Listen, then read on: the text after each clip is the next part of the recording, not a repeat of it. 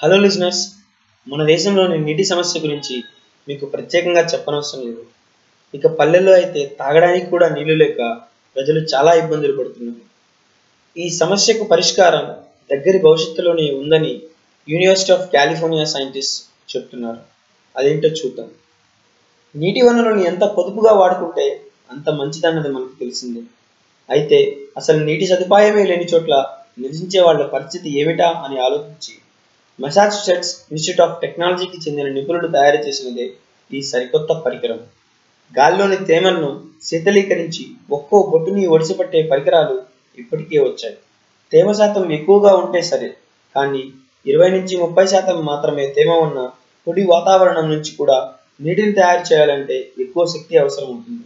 అందుకే ఇంధనంతో పని లేకుండా తొలిసారిగా అచ్చంగా సౌరశక్తితోనే నడిచే పరికరాన్ని రూపొందించారు. ఇందుకోసం యూనివర్సిటీ ఆఫ్ కాలిఫోర్నియా నిపుణులు తయారు చేసిన రంధ్రాలుండే లోహపూరిత ఫ్రేమ్ను ఉపయోగించారు.